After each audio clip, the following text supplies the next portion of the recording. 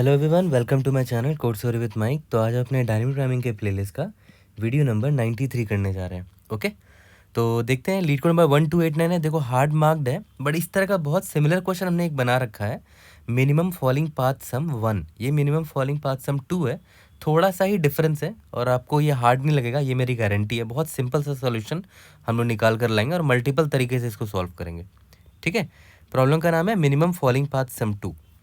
आपको एक n cross n integer matrix दे रखा होगा, मतलब स्क्वायर मैट्रिक्स होगा। n cross n, number of rows is equal to number of columns. Return the minimum sum of a falling path with non zero shifts. ठीक है, non zero shift का मतलब क्या हुआ? A falling path with non zero shift is a choice of exactly one element from each row of grid such that no to elements chosen in adjacent rows are in the same column. इसका मतलब क्या हुआ? मान लेते हैं आपने पहले वाले रो में आपने पहला कॉलम चुना। ठीक है, तो आपको दूसरे रो में, तीसरे रो में, हर रो में एक एलिमेंट चुनना ही पड़ेगा। तो मान के चलते आपने पहले रो में इसको चुना, कॉलम नंबर 0 को। ठीक है, तो इसके बाद आप इस सेम कॉलम को यूज़ नहीं कर सकते नेक्स्ट रो में, सिर्फ नेक्स्ट रो में, एडजेसेंट रो में। तो इसका एडजेसेंट रो कौन है? ये वाला है, ये वाला एडजेसेंट रो है। तो ये वाला कॉलम आप नहीं यूज़ कर सकते। इसके अलावा जो दो एलिमेंट्स है ना, ये दोनों column, column number 1, column number 2, उनके एलिमेंट्स को आप यूज़ कर सकते हो। ठीक है, तो मान के चलते हैं आपने 5 को चुना। ठीक है, अब इसके जो नेक्स्ट एडजेसेंट रो है, मतलब इसका नेक्स्ट एडजेसेंट रो कौन है? ये है। उसमें से आप इस कॉलम को आप नहीं यूज़ कर सकते, क्योंकि ये देखो एडजेसेंट रो में सेम कॉलम नहीं यूज़ कर सकते। तो इनको या तो इनको यूज़ कर सकते हो। ठीक है, ओके। तो हमको जो मिनिमम फॉलिंग पाथ सब मिल रहा है वही आपको निकालना है। तो इसका आंसर 13 कैसे है वो देखो। आपने पहले रो में 1 को चुना, दूसरे रो में आपने 4 को तो चुन नहीं सकते, 5 को चुनोगे, तीसरे रो में इसको तो चुन नहीं सकते, तो 7 को चुनोगे। ठीक है, तो आंसर आ गया देखो 1 + 5 + 7 दैट इज़ 13। यही इसका आंसर है। ठीक है, तो अब देखो सिंपल सा प्रॉब्लम स्टेटमेंट है। स्टेटमेंट तो समझ में आ गया। सबसे पहली चीज़ मैं वो पहले ही क्लियर कर देता हूँ जल्दी से कि ग्रीडी कभी काम नहीं करेगा। ग्रीडी में क्या बोलना चाह रहा हूँ कि मान के चलते हैं आपने सोच लिया कि यार बहुत सिंपल है, हर रो में मिनिमम एलिमेंट उठा लो। जैसे इस रो में मिनिमम एलिमेंट 1 है, इस रो में मिनिमम एलिमेंट देखो कौन है? 4 है, 4 है, बट 4 को तो उठा नहीं सकते, तो आप आपने 5 को उठा लिया। नेक्स्ट मिनिमम एलिमेंट 5 था तो उसको उठा लिया आपने। फिर नेक्स्ट रो में देखो मिनिमम एलिमेंट 7 है, तो आपने इसको उठा लिया। ठीक है, तो आंसर तो यहाँ पर तो आ गया आंसर, बट हर बार ऐसा नहीं होगा। देखो यहाँ पर ये एग्जांपल देख लो। आपने क्या किया? पहले रो में मिनिमम एलिमेंट जो था आपने उसको उठा लिया, क्योंकि आपको मिनिमम फॉलिंग पाथ सम चाहिए, तो आप ब्लाइंडली स्मॉल एलिमेंट्स को उठाते चले जा रहे हो। अब नेक्स्ट रो में देखो, आप इसको तो उठा नहीं सकते क्योंकि सेम कॉलम है, एडजेसेंट रो का सेम कॉलम है, नहीं उठा सकते। तो आपको इनमें से किसी को उठाना पड़ेगा। सबकी वैल्यू 1000 है, तो आपने किसी को भी उठा लिया, इसको उठा लिया। 1 + 1000 हो गया अभी तक आपका फॉलिंग सम। इसके बाद नेक्स्ट रो में आप इसको उठा नहीं सकते क्योंकि एडजेसेंट रो और सेम कॉलम यूज़ नहीं कर सकते, तो आपने 100 को यूज़ कर लिया, 100। उसके बाद नेक्स्ट रो में आप इसको यूज़ नहीं कर सकते, अपने मान लेते इसको यूज़ कर लिया, 500। तेरह कितना, सॉरी 50 है ना, कितना बड़ा वैल्यू आ गया। ठीक है, अगर आपने कुछ ग्रीडीली अगर आप फॉलो नहीं करते, थोड़ा सा दिमाग लगाया होता, तो देखो हम ऐसे भी इसको सॉल्व कर सकते थे। पहले हम 1 को ना लेके पहले रो में 100 को ले लेते। ठीक है, उसके बाद अब देखो ये 1 को अब हम ले सकते हैं क्योंकि देखो सेम कॉलम में नहीं है। इसके बाद ये 1 को भी ले सकते हैं, सेम कॉलम में नहीं है। उसके बाद 50 को ले लो। ठीक है, यहाँ तक क्लियर? तो ये तो बहुत छोटा वैल्यू आ गया, 100 + 1 + 1 + 50। This is very small as compare to this one. तो अब वैसे बात है, मिनिमम आपका यही होगा। ओके, तो यहाँ पर हमें ये चीज़ क्लियर होगा कि ग्रीडी तो कभी काम नहीं करने वाला है ना। यहाँ तक समझ में आ गया, ग्रीडी कभी काम नहीं करने वाला। अब हम आ जाते हैं अपने इंट्यूशन थॉट प्रोसेस पे कि कैसे इसको सॉल्व किया जाए। देखो ये चीज़ तो आपने नोटिस कर ही लिया होगा कि हमारे पास ऑप्शंस है, राइट? क्योंकि देखो यहाँ पर अगर आपने 1 को चुना होता, ठीक है, आप ब्लाइंडली मिनिमम को नहीं चुन सकते। अब तो आपको पास अब ऑप्शन है कि आप या तो इसको चुनो या तो इसको चुनो, या तो जहाँ से मिनिमम आंसर आ जाए। ठीक है, तो आपको क्लियर कट दिख गया कि we have options for every row. हर रो में आपके पास ऑप्शन है कि किस कॉलम को चुना जाए। इस रो में आपके पास ऑप्शन है कि इसको चुने या इसको चुने या इसको चुने। ठीक है, ये चीज़ तो समझ में आ गया। जहाँ ऑप्शंस आता है, मैंने क्या बोला कि रिकर्शन के बारे में ज़रूर सोचना जहाँ ऑप्शन आता है। उसके बाद देखा जाएगा कि मेमोराइजेशन करना है कि नहीं। मैंने डीपी की बात ही नहीं करी अभी तक। मैंने देखा ऑप्शंस है, रिकर्शन लिखूंगा, मेमोराइजेशन हो गया तो मेमोराइजेशन कर दूंगा, बन गया क्या? डीपी। ठीक है, तो वही मैं यहाँ बताना चाह रहा हूँ। देखा जाए तो आपके पास ऑप्शंस है, तो देखो अब वैसे आपको स्टार्टिंग रो से स्टार्ट करना है, क्योंकि आपको हर रो के एक एलिमेंट को चुनना ही है। तो आपने रो नंबर 0 से स्टार्ट किया, ठीक है। मान लेते हैं रो अभी आपका 0 है, तो अब आपके पास ऑप्शन है कि इस रो में आप कॉलम नंबर 0 को चुनोगे, या कॉलम नंबर 1 को चुनोगे, या कॉलम नंबर 2 को चुनोगे। तो 3 ऑप्शन आपको दिख गए यहाँ पर कि 0 को चुना, 1 को चुना या 2 को चुना, ठीक है। अगर मान लेते हैं आपने रो नंबर 0 में कॉलम नंबर 0 को चुना, ठीक है, तो आपने मतलब 1 एलिमेंट को चुन लिया था, इसको चुन लिया आपने, ठीक है। तो अब जब रो इज इक्वल टू 1 पर आओगे, नेक्स्ट रो में जब आओगे, तो ऑब्वियस सी बात है इसके प्रीवियस में जो रो था, मतलब रो 0 था ना, उस अब सॉरी इस प्रीवियस में आपने जो जिस कॉलम को उठाया था, मैं लिख देता हूँ, कॉलम इज इक्वल टू 0 वाले को आपने उठाया था, है ना। अब आप रो नंबर 1 पर आ गए, तो अब आपके पास देखो ऑप्शन है कि आप कॉलम 0 के अलावा बाकी सारे एलिमेंट्स को ट्राई मार सकते हो। इसको तो नहीं ट्राई मार सकते, तो आप या तो 5 को मार सकते हो या तो 6 को मार सकते हो। तो यहाँ पर भी आपके पास ऑप्शन आ गया कि आपने कॉलम इज इक्वल टू 1 को ट्राई मारा और कॉलम इज इक्वल टू 2 को ट्राई मारा। रो नंबर 1 के लिए कॉलम 1 या तो कॉलम 2 वाले एलिमेंट को ट्राई मारा, ठीक है।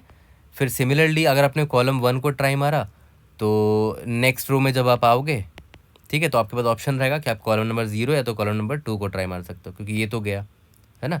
सिमिलरली अगर आपने कॉलम नंबर ये लिया होता, अगर आपने कॉलम नंबर 2 लिया होता, तो आपके लिए ये गया, आपको कॉलम नंबर 0 या तो कॉलम नंबर 1 ट्राई मारना पड़ता। देख रहे हो ऑप्शंस बहुत सारे आ रहे हैं यहाँ पर। अब पूरा ट्री डायग्राम मैं बना भी नहीं सकता, क्योंकि 2D अरे है, इतना स्पेस भी नहीं है यहाँ पर बनाने को, ठीक है।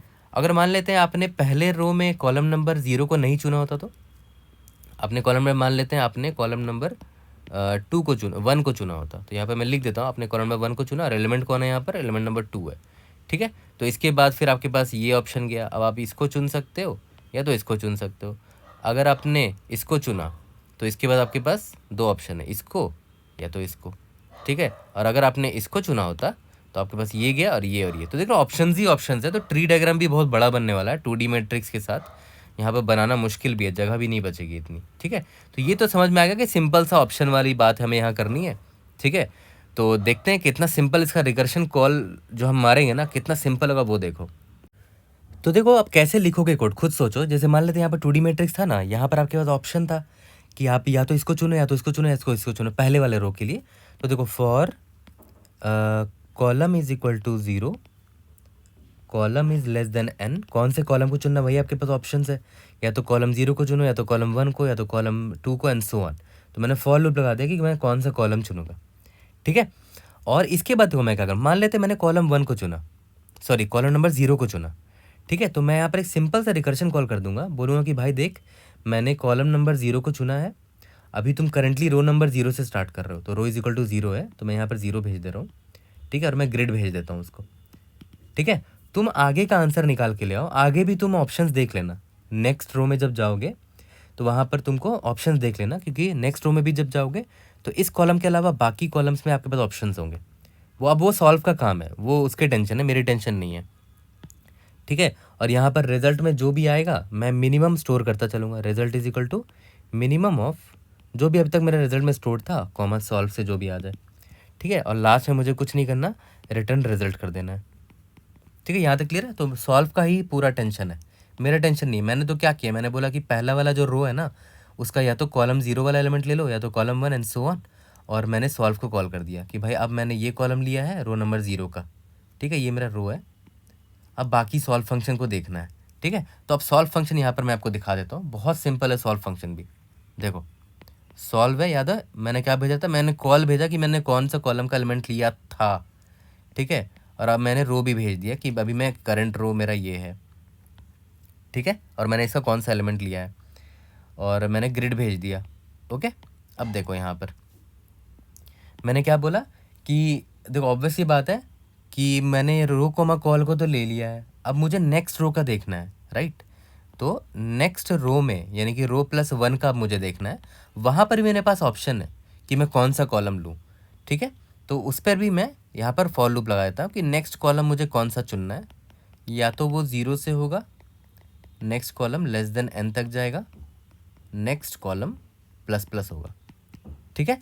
बस मुझे एक चीज़ इंश्योर करना है कि जो नेक्स्ट कॉलम होना चाहिए it must not be equal to मेरा प्रीवियस रो का जो कॉलम था, यानी कि ये कॉल, ठीक है। उसके अलावा मैं सारे कॉलम पे ट्राई मारूंगा, ठीक है, सारे कॉलम पे ट्राई मारूंगा और यहाँ पे मैं आंसर नाम का वेरिएबल ले लेता हूँ। सिंस मुझे मिनिमम निकालना है तो मैं इसको इंट मैक्स मान लेता हूँ अभी के लिए।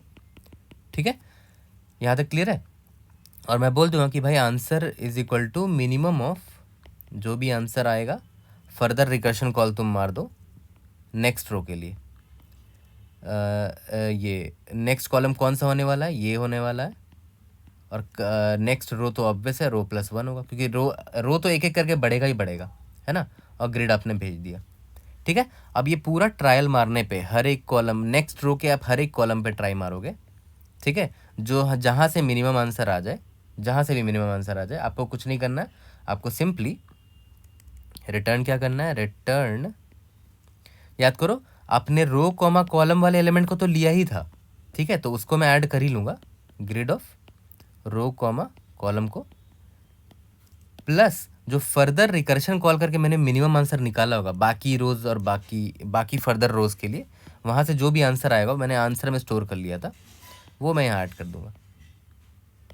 ठीक है, रिकर्शन में यही तो करते हैं। मुझे अभी करंट रो और कॉलम का तो मैंने डिसीजन ले लिया कि मुझे रो और कॉलम लेना है, बाकी फर्दर रिकर्शन ला के मुझे दे देगा बेस्ट आंसर, सारे ऑप्शंस ट्राई मार के, है ना। यहाँ पर सारे ऑप्शंस वो ट्राई मार रहा है। ठीक है, यहाँ तक क्लियर हो गया। और हाँ, बेस केस लिखना मत भूलना। ठीक है, तो देखो यहाँ पर क्या क्या चेंज हो रहा है, रो प्लस वन आप भेज रहे हो और नेक्स्ट कॉलम भेज रहे हो, तो यहाँ पर आप ऐसे लिख सकते हो। देखो कॉलम तो कभी आउट ऑफ बाउंड जाएगा ही नहीं, देखो, क्योंकि जब भी आप ये रिकर्शन कॉल मार रहे हो, देखो ये जो कॉलम है नेक्स्ट कॉलम हमेशा लेस देन एन तक ही कॉल मार रहे हो आप, तो ये कभी आउट ऑफ बाउंड नहीं जाएगा। आप रो प्लस वन हर बार कॉल कर रहे हो तो रो आउट ऑफ बाउंड जा सकता है। ठीक है, तो आप रो को अब लास्ट रो में ही तो आपको रुकना है ना। जैसे यहाँ देखो, आप यहाँ पर आके रुक जा रहे हो। ठीक है, तो ऑब्वियसली यहाँ पर अगर आप रुक जा रहे हो तो आप सिंपल ऐसे कर दो, रो इज इक्वल टू अगर n माइनस वन हो गया। ठीक है, मतलब अभी आप लास्ट रो में ही आपने कोई किसी कॉलम को चुन लिया था, लास्ट मान लेते रो के n माइनस वन, तो आपने किसी कॉलम को चुन लिया था, तो नेक्स्ट कॉलम नेक्स्ट रो में जाने की ज़रूरत ही नहीं है। तो आप रिटर्न कर दो कि हाँ भाई मैंने ग्रिड का ये वाला रो और ये वाला कॉलम चुन लिया था, और ये रो n माइनस वन रो है, तो इसके आगे मुझे जाना है ही नहीं, तो मैंने वही वैल्यू को भेज दिया है। ठीक है, एज सिंपल एज दैट। तो काफ़ी सिंपल है ये वाला अप्रोच, देख रहे हो, एकदम बहुत सिंपल, और ये हार्ड बिल्कुल नहीं लगा मुझे भी, है ना। और इसको मेमोइज भी अभी हम लोग कोड में कर लेंगे, बहुत ईजिली मेमोइज हो जाएगा, क्योंकि देखो यहाँ पर दो ही वेरिएबल्स है, एक तो कॉलम है और एक रो है, आप आराम से मेमोइज कर सकते हो। ठीक है, तो चलो मेमोइज करके मैं आपको दिखाता हूँ और कोड भी इसका कर लेते हैं, उसके बाद हम लोग इसके नेक्स्ट अप्रोच पर आएंगे। तो चलो जल्दी से अपना अप्रोच वन का कोड कर लेते हैं। देखो मैंने इंट एन डिफाइन कर दिया already, N is equal to grid dot side, ये रो है ये कॉलम भी है। ठीक है, तो सबसे पहले मैंने क्या बोला था कि एक रिजल्ट नाम का वेरिएबल ले लेंगे जिसमें इंट मैक्स रख लेते हैं।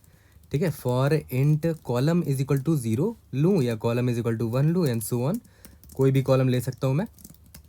ठीक है, अब देखो ध्यान देना, result is equal to minimum of, already result में जो भी वैल्यू रहेगी, और मैं सॉल्व फंक्शन कॉल कर लूँगा, बोल दूंगा कि भाई देखो 0th कॉलम मैं यूज़ कर रहा हूँ, मतलब कॉलम की वैल्यू ये है और 0th रो से स्टार्ट कर रहा हूँ।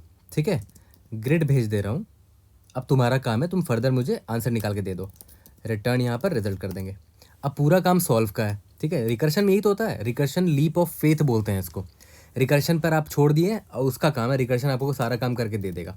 ठीक है, एंड यहाँ क्या क्या भेज रहे हैं, इंट कॉलम भेज रहे हैं, इंट रो भेज रहे हैं और ग्रिड भेज रहे हैं ना। तो यहाँ पर ग्रिड में कॉपी पेस्ट करके इधर ग्रिड भी भेज दिया। ठीक है, अब देखो बेस केस भी आपको याद होगा, मैंने लिख दिया था बेस केस स्टार्टिंग में ही कि भाई अगर मैं लास्ट रो में पहुँच गया हूँ, row equal to n minus one, तो अब बेसिक बात है जो भी इसकी वैल्यू वो ही रिटर्न कर दो, grid of row comma column. ठीक है, यही लास्ट रो है, इसके बाद तो कोई रो होगा नहीं। ओके, इसके बाद देखो मैंने क्या बोला था कि अब आपके पास ऑप्शन है कि नेक्स्ट कॉलम जो है उसमें आप किस में जाओगे, 0 में, next column is less than n, next column plus plus, आपके पास ऑप्शन है, राइट। ठीक है, तो अब बस आपको एक चीज़ ध्यान देना है कि नेक्स्ट कॉलम आपका जो भी होना चाहिए it must not be equal to current column. ठीक है, तभी आप नेक्स्ट रो पर जा सकते हो। तो यहाँ पर भी यहाँ पर एक मैं वेरिएबल रख लेता हूँ, int answer is equal to int underscore max. ठीक है, और यहाँ पर answer is equal to minimum of answer solve, क्या क्या भेज रहा हूँ देखो, तो नेक्स्ट कॉलम भेज रहा हूँ और नेक्स्ट रो, देखो आप तो ऑब्वियस है नेक्स्ट रो पे तो भागना ही भागना है आपको, नेक्स्ट रो। ठीक है, ग्रिड भेज दिया आपने। ठीक है, तो हर पॉसिबल नेक्स्ट कॉलम से आपने आंसर निकाल लिया, जिससे बेस्ट आंसर आया होगा मिनिमम आंसर, वो आप रिटर्न कर दोगे, रिटर्न आंसर। और ये आंसर कहाँ से आया, नीचे से आया ना, नीचे वाले रो से। बट करंट रो और कॉलम का वैल्यू भी ऐड करना होगा, grid of current row current column, और ये आंसर नीचे के रो से आया। ठीक है, इसको सबमिट करके देखते हैं। We should not be able to pass all the test cases, क्योंकि हमने मेमोराइजेशन नहीं किया है। ये टाइम एक्सपोनेंशियल सोल्यूशन है। मैं टाइम और स्पेस कॉम्प्लेक्सिटी भी अभी आपको बताऊंगा। ठीक है, इसको खत्म होने दो पहले इस सोल्यूशन को। टीएलई आ गया, इसको मेमोराइज करना है। बहुत लोगों ने कमेंट किया था कि मेमोराइजेशन में उन्हें दिक्कत हो रही है, तो मेरा डीपी कंसेप्शन क्वेश्चन का प्लेलिस्ट देखोगे ना, वहाँ पर मेमोराइजेशन, रिकर्शन, मेमोराइजेशन, बॉटम सब अच्छे से बताया मैंने, तो वो वहाँ पर आप सीख जाओगे। मेमोराइजेशन में हम लोग क्या देखते हैं कि कौन से वेरिएबल्स चेंज हो रहे हैं। यहाँ पर ध्यान दो, जब भी आप रिकर्शन कॉल कर रहे हो तो दो ही वेरिएबल चेंज हो रहा है, एक रो और एक कॉलम। तो दो वेरिएबल चेंज हो रहा है, तो मेमोराइजेशन के लिए 2D अरे ले लेते हैं। ठीक है, और रो और कॉलम की मैक्सिमम वैल्यू यहाँ से देख लो कितना है, 200 जा रहा है ना, तो मैं यहाँ पर 201 और 201 ले लेता हूँ। ठीक है, ओके, एक एक ज़्यादा ले लिया आउट ऑफ बाउंड से बचने के लिए, और इसको इनिशियलाइज कर दो t-1 साइज ऑफ t से। इनिशियलाइज कर दिया आपने, और यहाँ पर सब कुछ करने से पहले ही चेक कर लो कि अगर t of row comma col is not equal to -1, तो रिटर्न कर दो t of row comma col को। ठीक है, और यहाँ पर भी रिटर्न करने से पहले स्टोर कर लो t of row comma col के लिए। ठीक है, अब देखो सबमिट करोगे तो we should be able to pass all the test cases, क्योंकि हमने मेमोराइजेशन कर दिया है। और अभी देखो ये तो हो गया, अब हम नेक्स्ट अप्रोच पे आएंगे, बट उससे पहले इसका टाइम और स्पेस कॉम्प्लेक्सिटी समझते हैं, है ना, विदाउट मेमोराइजेशन और विद मेमोराइजेशन। ओके, तो देखो इसका टाइम और स्पेस कॉम्प्लेक्सिटी समझते हैं। सबसे पहले देखते हैं विदाउट मेमोराइजेशन, अगर हमने मेमोराइज नहीं किया तब टाइम कॉम्प्लेक्सिटी क्या होगा हमारा। ठीक है, तो अगर आप ध्यान दो, आपके पास ऑप्शन थे ना पहले वाले रो में, एन ऑप्शंस थे, या तो यहाँ से स्टार्ट करो, या तो जीरो कॉलम 1 से, या तो कॉलम 2 से, कॉलम 3 से, या तो कॉलम 4 से।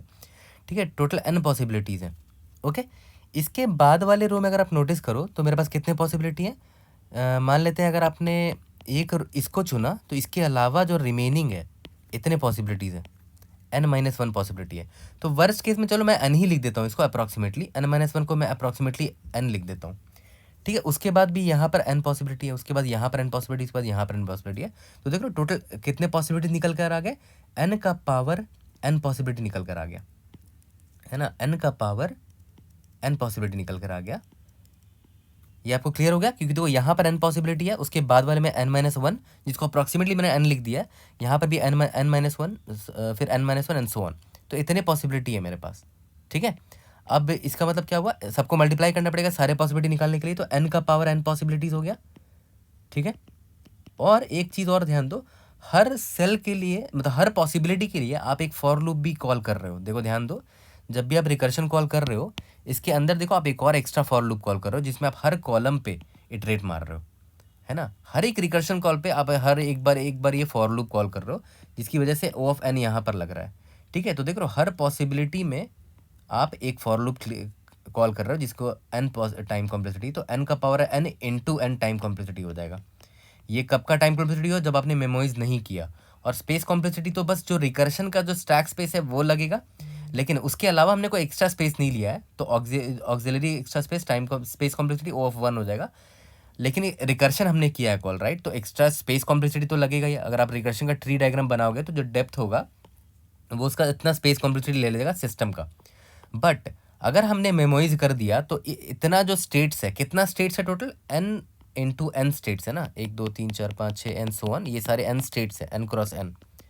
हम इन स्टेट से ज़्यादा विजिट ही नहीं करेंगे, और हर स्टेट में हम एक बार फॉर लूप तो कॉल कर ही रहे हैं, है ना। तो ये तो फॉर लूप कॉल कर रहे हैं यहाँ पर रिकर्शन के अंदर, उसका तो कैलकुलेट होगा ये ओ ऑफ एन, है ना, क्योंकि आपने कॉल किया वहाँ पर।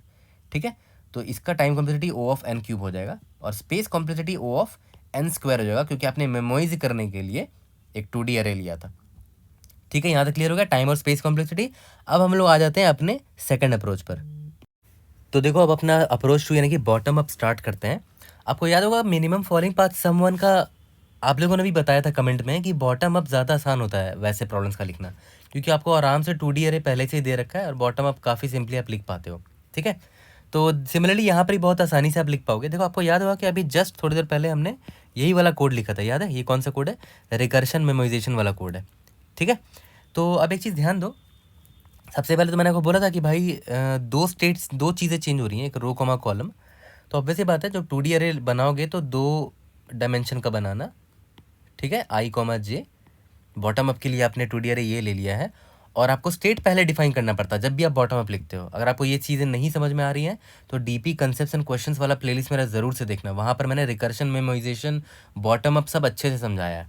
ठीक है, तो सबसे पहले स्टेट डिफाइन कर लेते हैं। इसका स्टेट डिफाइन में TIJ का मतलब क्या होगा कि minimum falling path sum from row is equal to I to row is equal to n-1, मतलब रो आई से लेकर नीचे तक का पूरा। और कॉलम अभी आपने कौन सा चुना है, रो इज इक्वल टू आई में आपने कौन सा कॉलम चुना है, जेथ कॉलम चुना है। ठीक है, TIJ का मतलब ये हुआ कि आपने minimum falling path sum when you choose column is equal to J वाला एलिमेंट फ्रॉम रो आई। ठीक है, और यहाँ से लेकर नीचे तक का पूरा का सम, मिनिमम फॉलिंग पाथ सम TIJ में स्टोर्ड होगा। ठीक है, ये हमारा स्टेट डेफिनेशन है। तो ऑब्वियस सी बात है, पूछा क्या गया है, पूरा 2D मैट्रिक्स का पूछा गया ना आपसे आंसर। तो ऑब्वियस सी बात है, T ऑफ 0 वाले रो में आपके पास बहुत सारे ऑप्शन है। या तो आप कॉलम नंबर 0 चुन लो, T ऑफ 0 में, या तो कॉलम नंबर 1 चुन लो, एंड सो ऑन। तो इन सब में से जिसका मिनिमम होगा वही आपका आंसर होगा। ठीक है, तो स्टेट डिफाइन तो हमने कर लिया।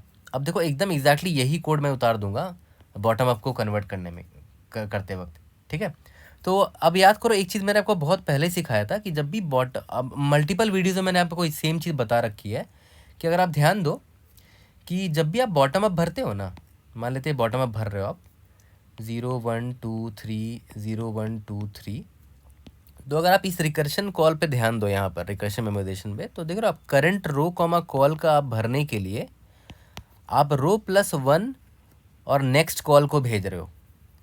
ठीक है, तो मान लेते हैं आपको ये भरना है, तो इसके लिए आप रो +1 और नेक्स्ट कॉल जब कॉल करोगे तो उस अभी तक तो वो सब फिल्ड हुआ ही नहीं है ना, अभी तो सारे क्वेश्चन मार्क है नीचे वाले। ठीक है, ये सारे तो क्वेश्चन मार्क है ना, अभी स्टार्टिंग में तो सब क्वेश्चन मार्क होगा। तो मान लेते हैं आपको इसका भरना है, ये वाले रो और कॉलम का। तो नेक्स्ट रो और कॉलम के लिए जब रिकर्शन कॉल मारते थे तो देखो कैसे मारते थे, रो +1 कॉल करते थे, नेक्स्ट कॉलम कॉल करते थे। बट यहाँ पे देखो रो +1 नेक्स्ट कॉलम में कोई वैल्यू है ही नहीं, नीचे कोई भी वैल्यू, तो आंसर निकालोगे कैसे। तो याद को मैंने आपको बोला था ना कि हमेशा ऐसे केस में उल्टा स्टार्ट किया करो, नीचे से स्टार्ट किया करो। ठीक है, हमेशा नीचे से स्टार्ट किया करो। तो उससे फ़ायदा क्या होगा, अगर मान लेते हैं आपने, देखो ऑब्वियस सी बात है, जो लास्ट वाला रो है उसका आंसर तो आपको ऑलरेडी पता है, लास्ट वाला रो का आंसर तो आपको ऑलरेडी पता है, क्योंकि लास्ट वाले रो के नीचे कोई और रो है ही नहीं, तो आप उसमें से जो भी मिनिमम होगा वो चुनोगे। ये लास्ट रो है आपका, तो मैं क्या बोल रहा हूँ, उल्टा चलो, यहाँ से नीचे से चलो। तो मान लेते हैं आपका लास्ट रो है, तो ऑब्वियस बात है इसके नीचे तो कोई रो है ही नहीं ना, तो आप ब्लाइंडली मिनिमम वाले को चुन सकते हो अभी। ठीक है, तो लास्ट रो में आपने क्या किया, as it is last row को आपने यहाँ पर उतार दिया। क्या था, 7 8 9 था, ये वाले इसको अभी इग्नोर कर लो, ये वाले पार्ट को। ठीक है, या तो कुछ और मान लो, यहाँ मान लेते हैं 7 होगा। ठीक है, तो लास्ट रो को आपने एज इट इज़ उतार दिया। उसके बाद अब यहाँ से स्टार्ट करो भरना। अब देखो ईजिली भर पाओगे। ठीक है, मान लेते हैं यहाँ पर आपका वैल्यू था 3 1 2 5 था। तो अब आपके पास ऑप्शन है, या तो आप इसको चुनोगे, अगर आपने इसको चुना, ठीक है, तो नीचे वाले में तो कैसे निकालते थे, सॉल्व ऑफ रो +1। तो देखो इस बार आपके पास रो +1 का आंसर है आपके पास, है ना, इस बार फ्यूचर का आपके पास आंसर है रो +1 का, इसीलिए बोल रहा हूँ नीचे से ऊपर भरेंगे हम लोग। ठीक है, यहाँ तक क्लियर हो गया। ओके, तो अब देखते हैं कि कैसे इसी कोड को, रिकर्शन मेमोराइजेशन वाले कोड को यूज़ करके हम बॉटम अप कैसे लिखते हैं। ठीक है, तो ऑब्वियस सी बात है, अगर आपने 2D अरे लिया है बॉटम अप का, तो ऑब्वियस है आपको डबल फॉर लूप तो लिखना ही पड़ेगा। तो डबल फॉर लूप लिख लो, आई इज इक्वल टू, चलो रो मान लेते हैं, row is equal to n-2 से स्टार्ट कर रहा हूँ। क्यों, क्योंकि n-1 में मैं एज इट इज़ कॉपी मार दूंगा लास्ट रो को, क्योंकि लास्ट रो को तो आप चुन ही सकते हो, क्योंकि लास्ट रो के नीचे कोई रो तो होगा नहीं, तो आप ब्लाइंडली इसमें मिनिमम एलिमेंट चुन लेना। ठीक है, रो इज इक्वल टू n-2 से मैं स्टार्ट करूँगा। ठीक है, row is greater than equal to 0, और इसके बाद रो माइनस माइनस। यहाँ तक क्लियर है। ओके, अब एक चीज़ ध्यान दो, इसके बाद दूसरा फॉर लूप क्या होगा, column is equal to 0, column is less than n, column plus plus. ठीक है, ओके, अब देखो ये डबल फॉर लूप तो मैंने लिख दिया आराम से। ठीक है, इसके बाद देखो क्या करते थे, answer is equal to int max लेते थे। ठीक है, मैं यहाँ पर भी सेम चीज़ कॉपी मार रहा हूँ, int answer is equal to int max उसके बाद देखो आपके पास ऑप्शन होता था कि नेक्स्ट कॉलम आपको किसको चुनना है, तो यहाँ पर भी हम लोग वही चीज़ करेंगे, for int next column is equal to 0, next column is less than n, next column plus plus. यहाँ तक क्लियर है? सेम चीज़ कॉपी कर रहा हूँ, कुछ नया नहीं कर रहा मैं, ठीक है। इसके बाद आप एक चेक लगाते थे ना, देखो यही चीज़ कॉपी मारूंगा, next column must not be equal to column, if next column must not be equal to column, तभी आप उस कॉलम को कंसिडर कर सकते हो। तो यहाँ पर देखो तो कैसे निकालते थे, answer is equal to minimum of answer comma, यहाँ पर क्या कॉल कर रहे हो, solve of r+1 next column, तो सॉल्व की जगह यहाँ t लिख दूंगा, और क्या है यहाँ पर रो+1 है ना, तो ठीक है मैं यहाँ पर रो+1 कॉल कर देता हूँ। और देखो रो+1 की वैल्यू ऑलरेडी स्टोर्ड है, क्योंकि अभी आप करंटली इस रो में हो, तो रो+1 ये है, तो यहाँ पर वैल्यू ऑलरेडी शो कर रखा आपने, इसीलिए मैं बोला नीचे से ऊपर में ट्रावर्स करेंगे, है ना। और यहाँ पर क्या था, नेक्स्ट कॉल था, तो देख रहे हो हमने कुछ नहीं किया, देखा है तो सेम कोड लिखा, बस यहाँ पर सॉल्व की जगह हमने टी लिख दिया अपने बॉटम अप में, ठीक है। और बाहर का डबल फॉर लूप तो लगेगा ही लगेगा, क्यों, क्योंकि भाई आप 2D अरे फिल कर रहे हो, 2D अरे को कैसे फिल करते हो, डबल फॉर लूप लिख के करते हो।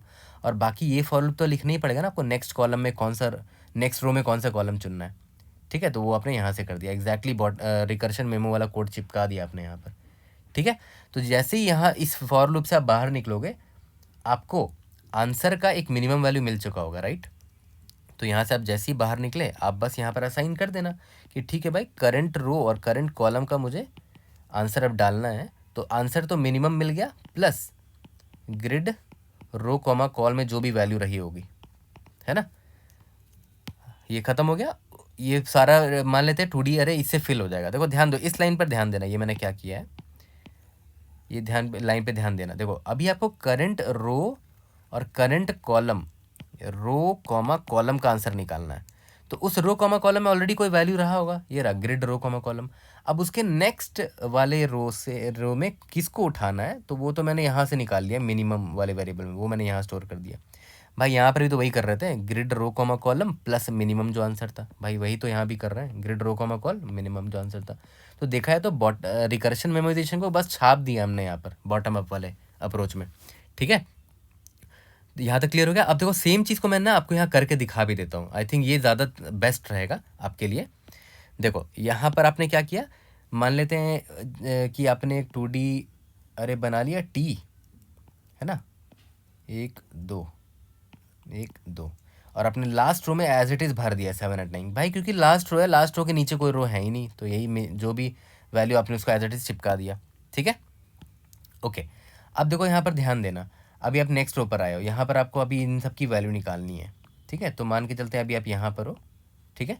तो मैंने क्या बोला कि मैं नेक्स्ट रो पे जो भी मिनिमम वैल्यू है उसको उठाऊंगा, ठीक है। तो देखो इसका आपको आंसर निकालना, तो ऑलरेडी यहाँ पर 4 तो है ही, है ना, तो 4 तो लिख ही दो, 4 तो लिख ही दो, प्लस नीचे से मिनिमम उठाना पड़ेगा। तो नीचे से मिनिमम आपने उठाया था, कौन सा मिनिमम है, 7 है, ठीक है। बट आप 7 को उठा नहीं सकते क्योंकि सेम कॉलम है, तो 7 के अलावा नेक्स्ट मिनिमम कौन है, 8 है या 9 है, 8 है, तो 8 को उठा लो, ठीक है। इसका मतलब कि अगर आपने इस कॉलम को चुना होता तो आपका आंसर 4 + 8 12 आता है यहाँ से नीचे तक जाने का, ठीक है। और चलो इसका निकालते हैं कि अगर मान लेते हैं आपने इस कॉलम को चुना होता, तो यहाँ पर 5 ऑलरेडी तो है ही, नीचे से मिनिमम को चुनते हैं, नीचे से मिनिमम 7 को इस बार आप चुन सकते हो, तो 5 + 7 आ जाता, ठीक है। अब इसको चुनते हैं, मान लें यहाँ पर 6 ऑलरेडी वैल्यू था, ये रहा, ठीक है। नीचे से मिनिमम चुनते हैं, तो 6 + 7, ओके। तो देखो नेक्स्ट वाला रो मेरा भर गया। तो देखा जाए तो यहाँ पर भी आप इसको ड्रॉ कर सकते हो कि यहाँ पर आप 4 + 8 को चुनते, यहाँ पर 5 + 7 को चुनते, यहाँ पर 6 + 7 को चुनते, ठीक है, ओके। अब यहाँ पर आ जाते हैं, इन सबको भरना है मुझे, ये मेरा टी वाला 2D अरे है, तो मान के चलते पहले इसका निकालना है मुझे, है ना, इसका निकालना। तो ऑलरेडी यहाँ पर वैल्यू 1 है, तो 1 तो लिखूंगा ही लिखूंगा, बट इसके नीचे वाले का मिनिमम मुझे निकालना है, एक्सेप्ट दिस कॉलम। कौन मिनिमम है, 7 5 12 7 6 13, मिनिमम कौन है, ये 12 वाला ना, ये वाला मिनिमम है। तो अब इसको चुनोगे, इसकी वैल्यू क्या थी, 5 + 7 थी ना, तो 5 + 7 लिख दिया। अब इसको निकालते हैं, यहाँ पर ऑलरेडी 2 नाम की वैल्यू है, अब आपको नीचे से मिनिमम वाले को उठाना है, तो 4 + 8, इसको तो नहीं चुन सकते, 7 6 13 8 7, तो इसको चुनोगे, प्लस 4 + 8 वाले को चुनोगे, ठीक है, ओके। अब इसको देखते हैं, यहाँ पर ऑलरेडी वैल्यू 3 है, नीचे से मिनिमम वाले को उठाओगे, 7 5 12 8 4 12, दोनों 12 ही है, तो 7 5 12, किसी को भी ले लो, 4 + 8 को ले लो, ठीक है। तो देखो अब अगर आप ध्यान दो तो अगर मैं आपसे पूछूं भाई T0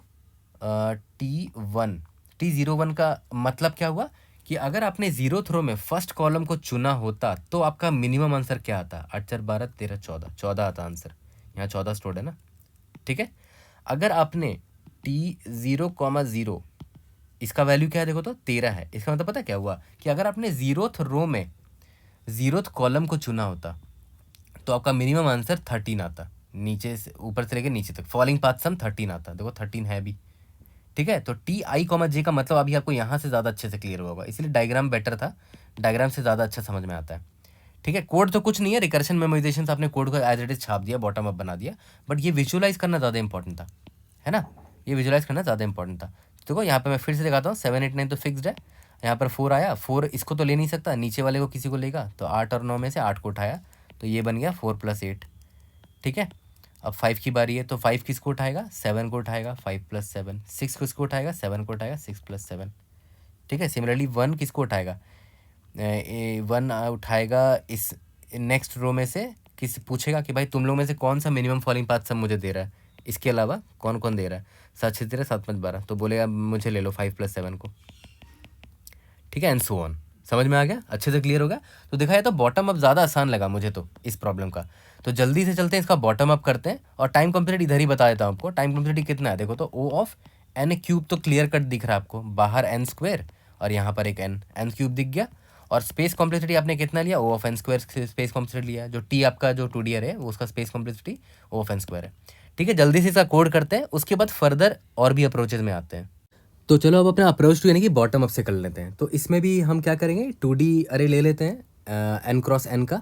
और देखो मैंने इंट मैक्स डाल दिया है यहाँ पर, क्योंकि हमें मिनिमम निकालना है, तो मैंने मैक्सिमम इंट मैक्स डाल दिया है, ठीक है। मिनिमम हमें आंसर निकालना है। तो मैंने आपको बोला था ना कि लास्ट रो को तो भर दो as it is, int column is equal to 0, column is less than n, column plus plus last वाला जो रो है, लास्ट वाला रो मतलब कौन सा हुआ? T(n−1th) वाला जो रो है लास्ट रो, उसका सारा वैल्यू कहाँ से डाल दो? ग्रिड ऑफ n-1 का कॉल से।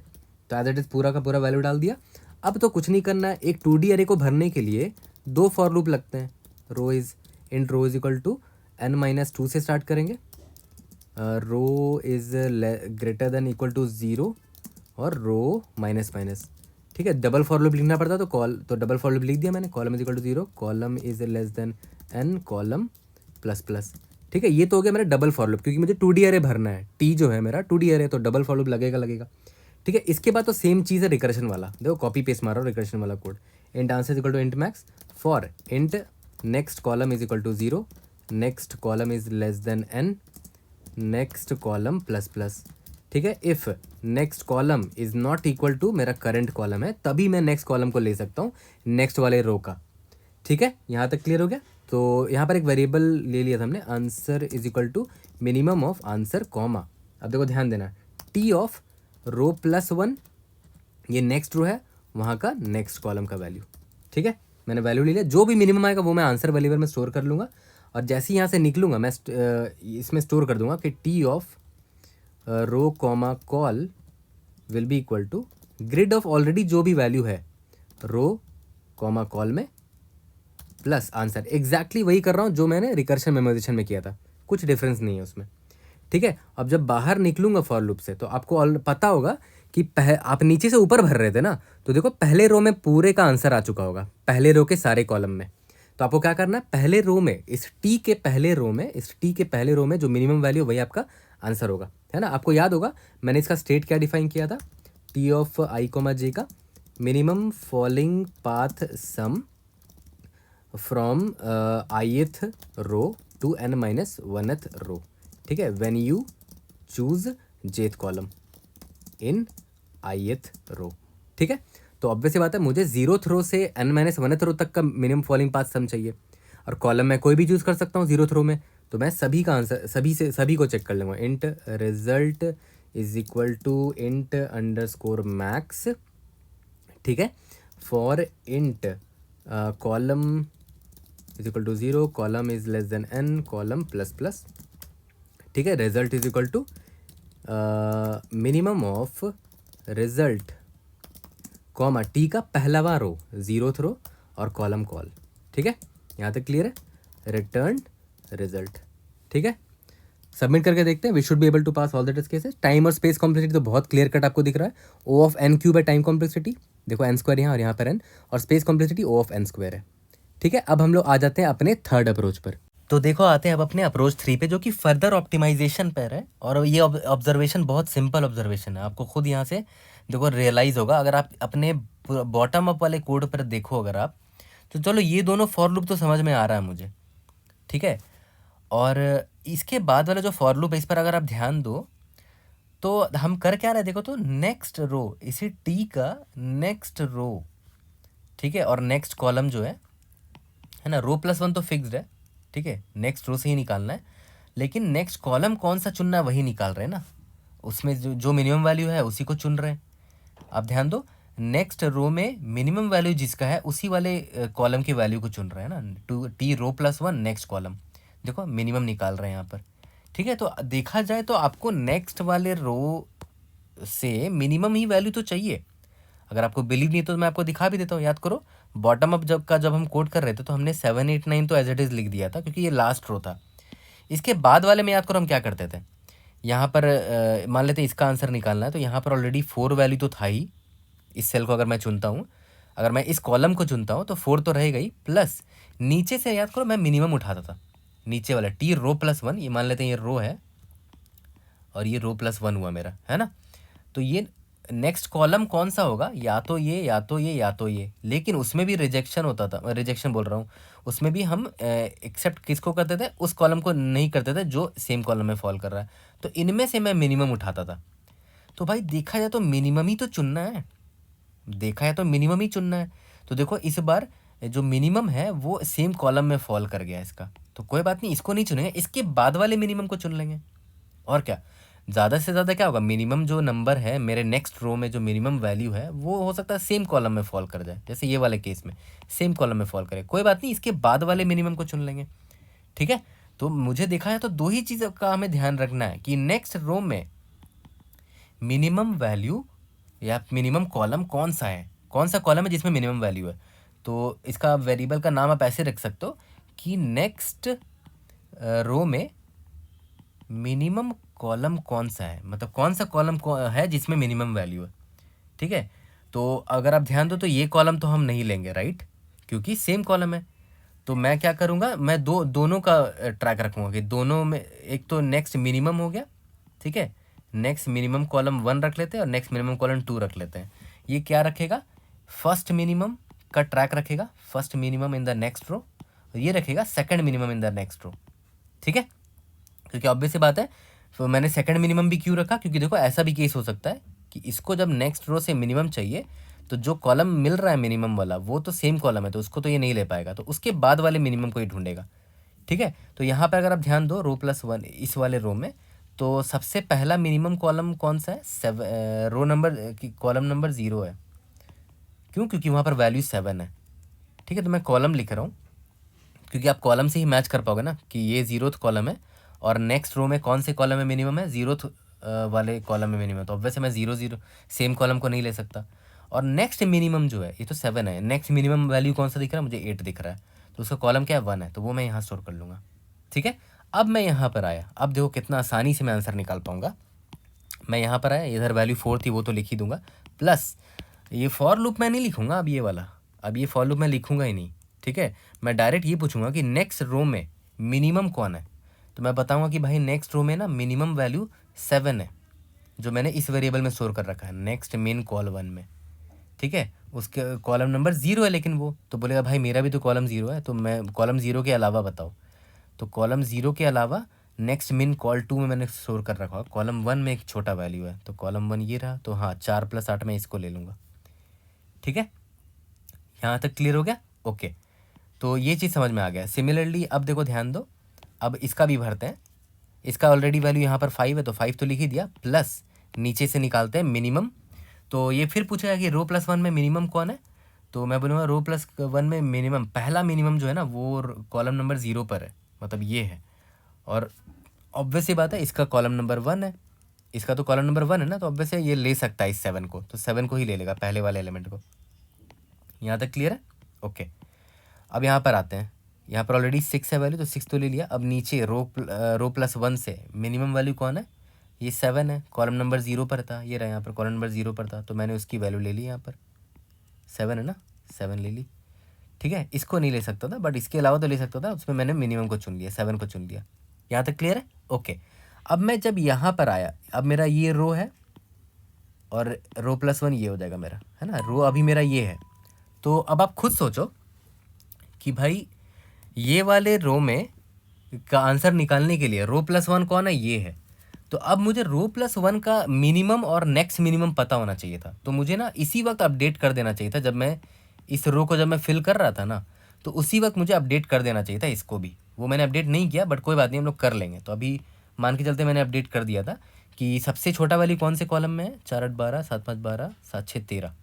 ठीक है, तो सबसे छोटा मुझे ये दिख रहा है 12, दोनों 12 है, किसी एक को लिख लो, मैं रोल कॉलम नंबर 1 लिख देता हूँ कि नेक्स्ट रो प्लस इस रो में मिनिमम वैल्यू कॉलम नंबर 1 पे था। और नेक्स्ट मिनिमम कौन है, ये 7 5 12 है, 4 8 12 है, नेक्स्ट मिनिमम ये है, ये भी तो 12 ही है ना। तो इसका भी मैं लिख देता हूँ 0, कॉलम नंबर 0 पर है ये।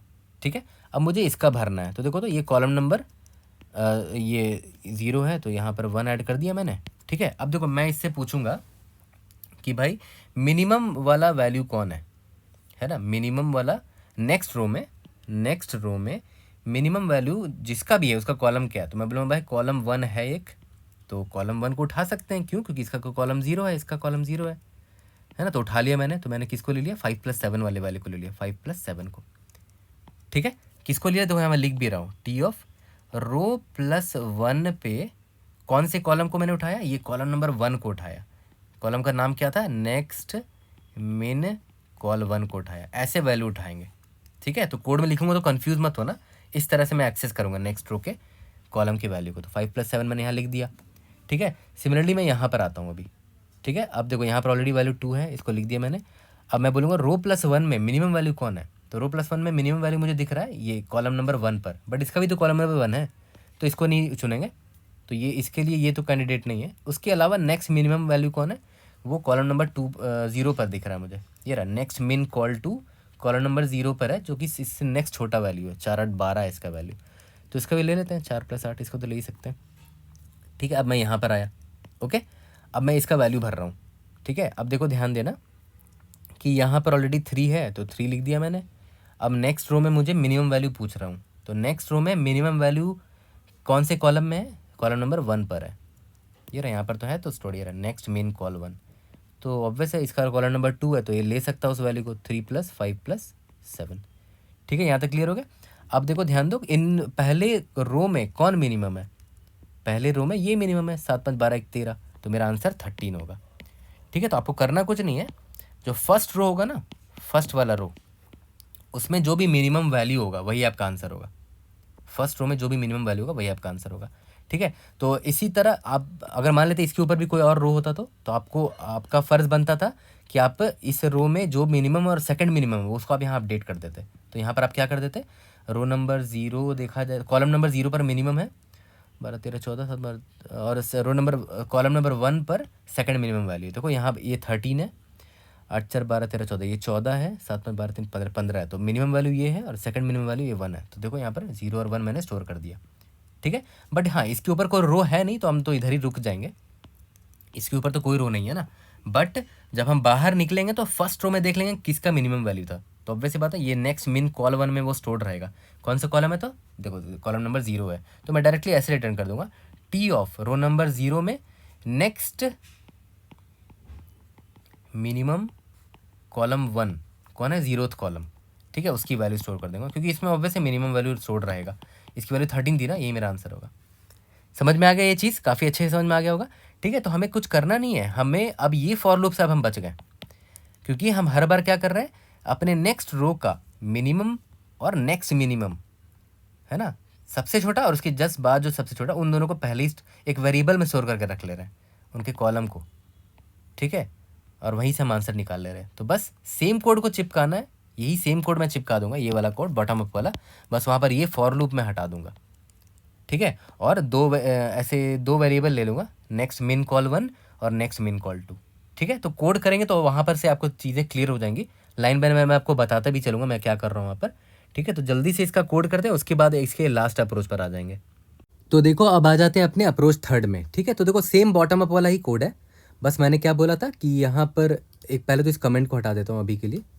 ठीक है, हमें बस क्या करना है कि दो वेरिएबल रखना है अपने नेक्स्ट रो में, मिनिमम वैल्यू किस कॉलम में है और सेकंड मिनिमम वैल्यू किस कॉलम में है। तो इंट नेक्स्ट मिन कॉलम 1 -1 अभी रख देते हैं इसको, नेक्स्ट मिन कॉलम 2 -1 इसको रख देते हैं। तो पहला वाला नेक्स्ट मिन कॉलम 1 क्या स्टोर कर रहा है, the column in which the first minimum value stored. ठीक है, कॉलम ऑफ फर्स्ट मिन वैल्यू इन रो +1 मतलब नेक्स्ट रो। ठीक है, और ये क्या शो कर रहा है, कॉलम ऑफ सेकंड मिन वैल्यू इन रो +1। आपको रीज़न ही पता है कि क्यों दोनों का स्टोर करना है, मैंने आपको बता दिया था। तो मैं इसी वक्त निकाल लूँगा जब मैं फिल कर रहा हूँ ना, इसी के दौरान मैं हर रो में मैं फर्स्ट मिनिमम और सेकंड मिनिमम कौन है उसको स्टोर कर लूँगा। तो चलो यहाँ पर स्टोर कर लेते हैं। पहला तो एक ये हो सकता है कि next minimum column 1 is equal to -1 है, मतलब अभी तक मैंने निकाला ही नहीं है इसकी वैल्यू। अगर नहीं निकाला तो चलो निकाल लेते हैं। Next minimum column 1 is equal to जो करंट कॉलम है मेरा।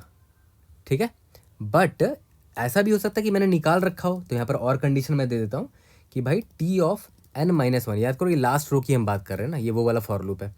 इस रो में है ना, करंट कॉलम में जो भी वैल्यू है हो सकता है वो मेरा छोटा हो या इक्वल टू हो ऑलरेडी जो n-1 के नेक्स्ट मिन कॉलम 1 में मैंने स्टोर कर रखा हो। ठीक है, देखो ध्यान दो, फिर से मैं रिपीट कर रहा हूँ। अभी जिस टी n-1 कॉलम में मैंने इसको डाल दिया ना, ग्रिड n-1 कॉल को, ये रहा ग्रिड n-1 कॉल को, तो हो सकता है कि इस करंट रो में ये जो मेरा वैल्यू है ग्रिड n-1 कॉल, जो कि मैंने अभी इसमें स्टोर किया है ना, यहाँ पर स्टोर किया है टी n-1 कॉल में, तो हो सकता है वो वैल्यू इससे छोटा हो जो ऑलरेडी मेरा नेक्स्ट मिन कॉलम 1 में स्टोर्ड रहा होगा। ठीक है, तो अब वैसे मुझे अपडेट कर देना चाहिए, तो मैं यहाँ पर क्या करूँगा, मैं मिन कॉल 2 में नेक्स्ट मिन कॉल 1 को स्टोर कर दूंगा और नेक्स्ट मिन कॉल 1 को अपडेट कर दूंगा करंट वाले कॉलम से। ये चीज़ समझे, बहुत इंपॉर्टेंट है। आप कुछ कर नहीं रहे हो, आप यहाँ पर सिंपल फर्स्ट मिनिमम और सेकंड मिनिमम का कॉलम निकाल रहे हो। एल्स इफ हो सकता है कि नेक्स्ट मिन कॉल 1 मैंने ऑलरेडी निकाल रखा हो, तो अब मुझे नेक्स्ट मिन कॉल 2 निकालना है, तो हो सकता है वो अभी निकला ही ना हो, इक्वल टू -1 हो, या फिर निकल रखा हो बट वो करंट कॉलम से बड़ा हो या तो इक्वल टू हो। तो T of n-1 comma next min call 2। ठीक है, तो उस केस में क्या करेंगे, उस केस में मुझे अपडेट कर देना चाहिए नेक्स्ट मिन कॉल 2। मुझे एक और छोटा वैल्यू मिल गया, बेटर वैल्यू मिल गया, कॉल से मैंने अपडेट कर दिया। ठीक है, बहुत ज़रूरी था इसको समझना, एक एक चीज़, एक एक लाइन को समझना बहुत ज़रूरी है। ठीक है, यहाँ तक क्लियर हो गया। अब देखो ध्यान दो, ये वाला फॉर लूप तो बिल्कुल सेम रहेगा, लेकिन मैंने बोला था ना कि नेक्स्ट रो के लिए मुझे करंट रो जिसको मैं अभी प्रोसेस कर रहा हूँ उसका मुझे करंट मिनिमम और नेक्स्ट मिनिमम का कॉलम निकाल के रख लेना है ना। तो मैं यहाँ पर वेरिएबल रख लूँगा कि जब भी मैं, जैसे मान लेते हैं अभी रो इज इक्वल टू n-2 के लिए मैं कर रहा हूँ ना, तो मैं एक वेरिएबल रख लेता हूँ मिन कॉल 1, इसको -1 कर लेता हूँ अभी, इंट मिन कॉल 2 इज इक्वल टू -1 कर दिया अभी मैंने। ठीक है, तो ये दोनों क्या स्टोर करेंगे, करंट रो में मेरा कौन होगा नेक्स्ट मिनिमम और फर्स्ट मिनिमम और सेकंड मिनिमम। ठीक है, तो स्टोर जब कर लेंगे करंट रो में तो फिर अपडेट कर देंगे इसको, इस वाले वैल्यू को इसमें डाल देंगे, उन दोनों की वैल्यू को। ठीक है, तो अभी मैं करंट रो को प्रोसेस कर रहा हूँ और मैं यहाँ पर स्टोर कर लेता हूँ। ठीक है, अब देखो ध्यान दो, ये वाला फॉर लूप तो मेरा पूरा हट गया ना, मुझे इसकी टेंशन ही नहीं है अब, क्योंकि मैंने कॉलम ही स्टोर कर लिया है। तो बस मैं अभी मुझे क्या चेक करना है कि जो करंट कॉलम है it must not be equal to, अगर ये इस नहीं इक्वल टू है नेक्स्ट मिन कॉल 1 के, तब तो बहुत बढ़िया है। तो T of row comma col will be equal to current में जो भी वैल्यू है grid row comma col plus next row में जो भी वैल्यू था रो +1 कॉमा कौन है भाई सबसे छोटा वैल्यू, मिन कॉल नहीं, नेक्स्ट मिन कॉल 1। ठीक है, हाँ, बशर्ते कंडीशन क्या है कि करंट कॉलम इसके बराबर नहीं होना चाहिए, तभी मैं इसको ले पाया। पहला मिनिमम वैल्यू को ले लिया तो मुझे सबसे छोटा वैल्यू देगा। यहाँ तक क्लियर है। और अगर ऐसा नहीं हुआ तो कोई बात नहीं, मैं नेक्स्ट मिन कॉल 2 से उठा लूँगा। ये यहाँ पर क्या हो जाएगा, इसी को कॉपी पेस्ट कर देता हूँ, सी नेक्स्ट ग्रिड रो प्लस वन, नेक्स्ट में यहाँ पर कॉल टू को ले लूँगा क्योंकि कॉल वन कॉन्फ्लिक्ट कर गया था, कॉल के बराबर था, तो मैं एल्स में यहाँ चला जाऊँगा, नेक्स्ट मिनिमम वैल्यू को ले लूँगा। यहाँ तक क्लियर है? ओके। अब मेरा काम क्या फ़र्ज़ बनता था कि इसी के साथ साथ मुझे मिनिमम कॉलम वन और मिनिमम कॉलम टू को भी अपडेट कर देना है फॉर करंट रो, क्योंकि जब रो माइनस माइनस होगा तो उसके लिए तो करंट रो मेरा रो प्लस वन बन जाएगा ना, तो मुझे हर रो का मिनिमम और नेक्स्ट मिनिमम निकाल के रख लेना है। तो इसके लिए दो कंडीशन हो सकता है, या तो मैंने मिनिमम कॉलम वन अभी तक निकाला ही नहीं है, मिन कॉलम वन, ठीक है, या तो वो -1 के बराबर हो, या फिर करंट में जो रो कॉमा कॉल निकला ना वैल्यू, वो लेस देन या इक्वल टू हो टी ऑफ ऑलरेडी जो मिन कॉलम वन में रहा होगा। तो अब से मुझे अपडेट कर देना चाहिए, तो मैं क्या करूँगा, मिन कॉल टू में मिन कॉल वन डाल दूंगा। तो अब से मुझे फर्स्ट मिनिमम और सेकंड मिनिमम निकालना है, तो ऑलरेडी जो मिनिमम कॉलम वन था उसकी वैल्यू मैं मिनिमम कॉलम टू पे डाल दूंगा, क्योंकि अब मेरा मिनिमम कॉलम वन अपडेट होने जा रहा है। तो मिनिमम कॉलम वन अब मेरा क्या बन जाएगा, कॉल बन जाएगा, ठीक है। इसी तरह एल्स इफ अगर मेरा हो सकता है मिनिमम कॉलम टू अभी तक ना निकाला हो मैंने, तो वो -1 होगा, या फिर T of row comma col अभी जो वैल्यू है ये अगर लेस देन इक्वल टू निकल गया, बेटर आंसर मुझे मिल गया टी ऑफ रो कॉमा मिन कॉल टू से, तो ऑब्वियस सी बात है मिन कॉल टू को मुझे अपडेट करना पड़ेगा। यहाँ तक क्लियर है? ओके।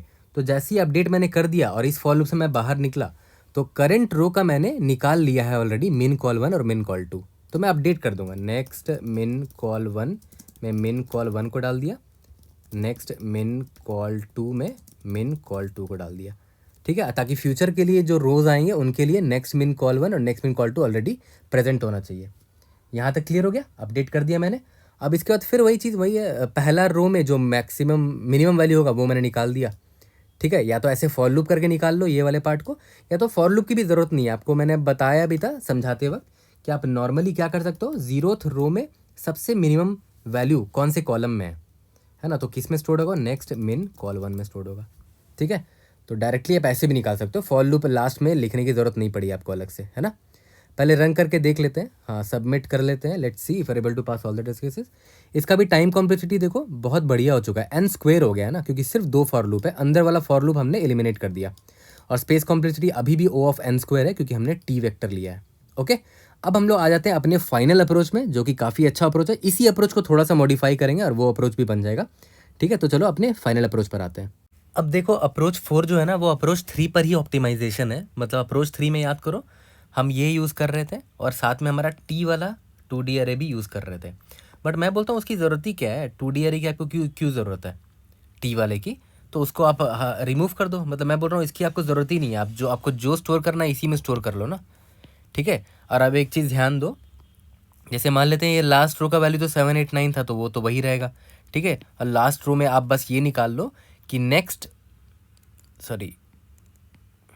नेक्स्ट मिनिमम कॉलम कौन था, कॉलम 1 कौन था, 7 का कौन सा कॉलम है, 0 है, और उसका वैल्यू क्या है वो स्टोर कर लेते हैं। क्योंकि देखो वैल्यू मैं अब क्यों स्टोर कर रहा हूँ, क्योंकि ये टी हमने पूरा हटा दिया है, इसी में वैल्यू स्टोर होता था ना। अब वैल्यू मुझे स्टोर करने की ज़रूरत नहीं है, मैं टी को हटा दिया हूँ, मैं एक वेरिएबल में ही स्टोर कर लूँगा कि नेक्स्ट मिन कॉल वन में जो वैल्यू है ना, नेक्स्ट मिन कॉल वन का वैल्यू जो है वो भी स्टोर कर लेता हूँ यहाँ पर 7, कॉलम 0 में कॉलम वैल्यू 7 है।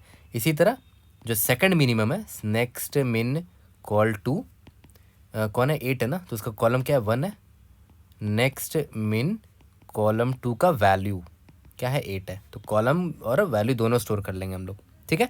तो अब हम लोग आते हैं इस वाले रो पे, ठीक है। इस रो पर आया तो मैं पहले तो इसका निकालता हूँ, इसमें ऑलरेडी वैल्यू 4 तो है ही।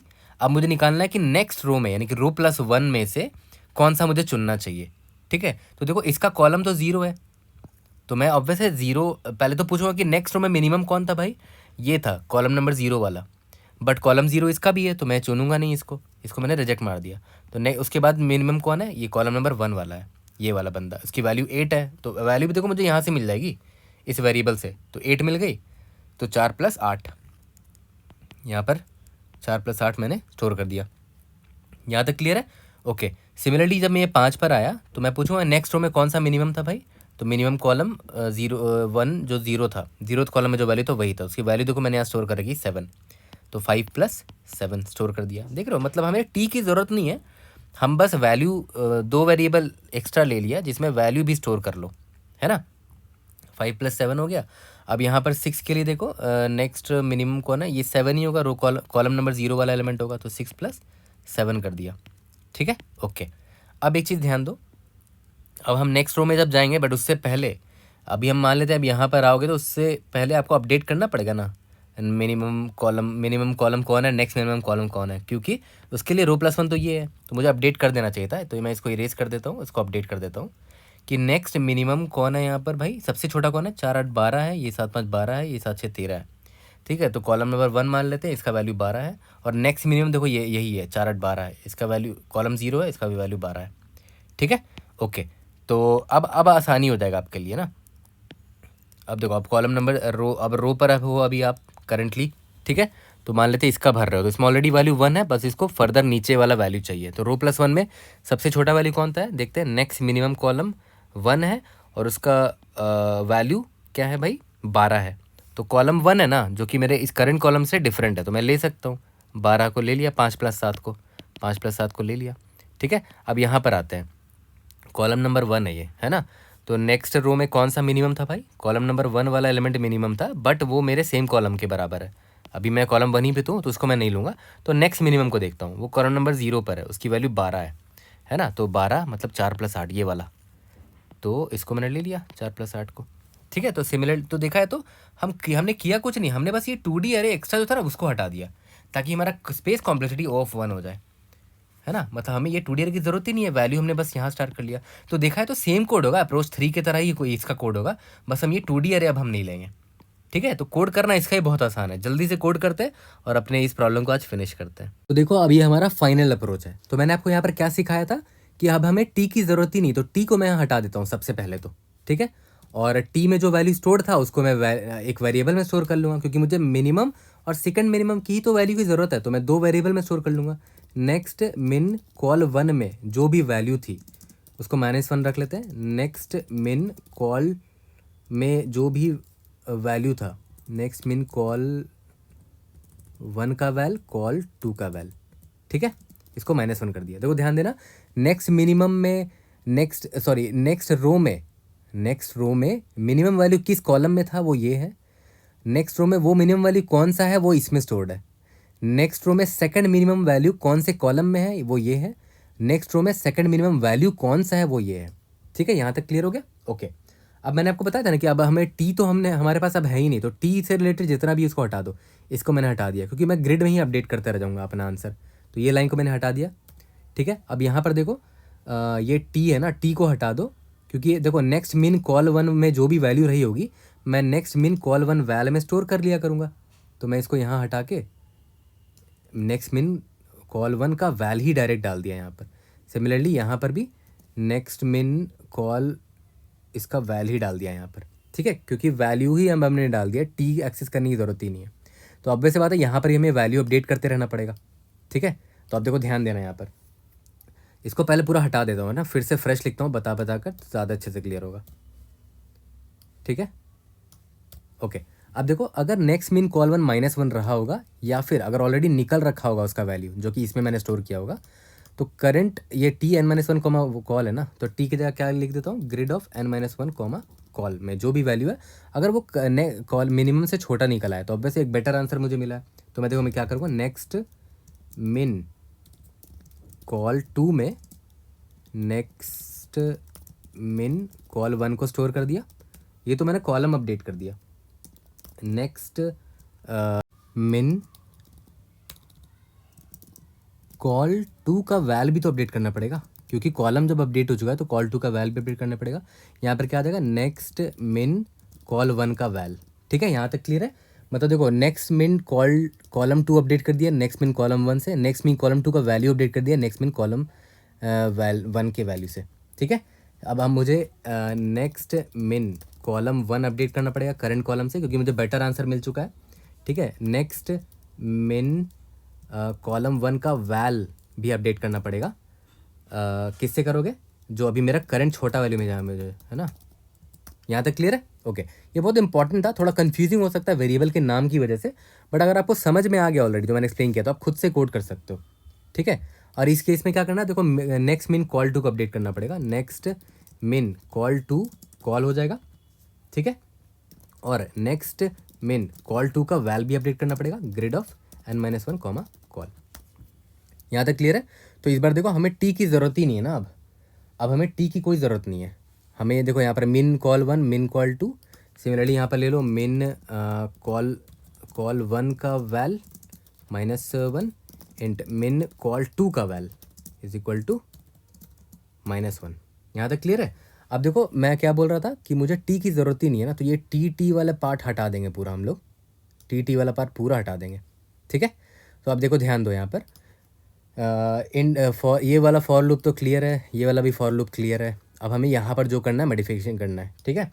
तो अब देखो ध्यान दो, सबसे पहले तो एक काम करता हूँ, पहले इस पूरे को हटा देता हूँ, है ना, इस पूरे को हटा देता हूँ, इसको भी हटा देता हूँ ताकि फ्रेश हम लोग लिख सके, वरना कन्फ्यूजन हो जाएगा। तो देखो अभी मैं करंट रो का आंसर निकालना चाह रहा हूँ, तो मैं यही चेक करूँगा ना कि नेक्स्ट रो में कौन सा मिनिमम था। तो बस मुझे ये चेक करना पड़ेगा कि current column must not be equal to next min col one, इसके बराबर नहीं होना चाहिए, तभी तो मैं उसको कंसिडर कर सकता हूँ ना। अगर बराबर नहीं है तो यहाँ पर एक वेरिएबल रख लेते हैं, int answer is equal to int underscore max ले लो, या तो कुछ भी ले लो, मैक्स ले लेते हैं अभी के लिए इसको, ठीक है। अब देखो यहाँ पर क्या स्टोर करोगे, answer will be equal to grid of row comma col, तो ऑलरेडी वैल्यू था ही वहाँ पर, बट अब नेक्स्ट रो से मुझे जो वैल्यू मिली होगी वो क्या मिली होगी, नेक्स्ट मिन कॉल वन का वैल, ठीक है। ये चीज़ इंपॉर्टेंट है, एक एक चीज़ आपको समझ में आनी चाहिए यहाँ पर। और अगर ऐसा नहीं है तो ऑब्वियस है नेक्स्ट मिनिमम वाला वैल्यू निकाल लेंगे, मतलब answer is equal to grid of row comma val तो होगा ही, row comma col plus next min col two का वैल। यहाँ तक क्लियर है, बहुत इंपॉर्टेंट ये पार्ट। तो देखो ये तो मेरा काम हो जाएगा ना। अब साथ ही साथ मुझे क्या करना है, फ्यूचर वाले रोज़ के लिए मुझे करंट वाले रोज से ये नहीं अपडेट करते रहना है, मिनिमम कॉलम वन कौन है, मिनिमम कॉलम टू कौन है, उनकी वैल्यू कौन है ना, ठीक है। तो चलो यहाँ पर अपडेट कर देते हैं कि भाई इफ़ मिनिमम कॉलम वन अभी तक मैंने निकाला ही नहीं है, ठीक है, या फिर जो मेरा आंसर है वो less than equal to minimum min col one के वैल से छोटा निकला अभी, ठीक है। तो ऑब्वियस सी बात है मुझे अपडेट करना पड़ेगा। तो मैं क्या करूँगा, मिन कॉल टू को मैं असाइन कर दूंगा मिन कॉल वन में, ठीक है। मिन कॉल टू का वैल में मैं असाइन कर दूंगा मिन कॉल टू का कॉल वन का वैल, ठीक है। देखो मिन कॉलम टू में मिन कॉलम वन डाला और मिन कॉलम टू के वैल्यू में मिन कॉलम वन का वैल्यू डाल दिया, क्योंकि अभी अपडेट कर रहा हूँ ना मैं, क्योंकि मिन कॉलम वन के लिए बेटर कैंडिडेट मिल चुका है, ठीक है। तो मिन कॉलम वन में मैंने करंट कॉलम को डाल दिया, ठीक है।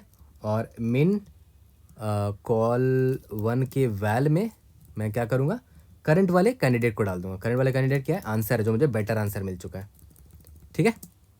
ओके, यहाँ तक आपको क्लियर हो चुका होगा। इसके बाद अगर ऐसा नहीं है तो एल्स इफ में मिन कॉल टू अगर नहीं मैंने निकाला हो, या फिर आंसर जो हो लेस देन इक्वल टू मिन कॉल टू के वैल से भी छोटा है या इक्वल है, तो मुझे अपडेट करना पड़ेगा मिन कॉल टू को कॉलम से मिन कॉल टू के वैल को आंसर से अपडेट कर दिया यहाँ पर, ठीक है।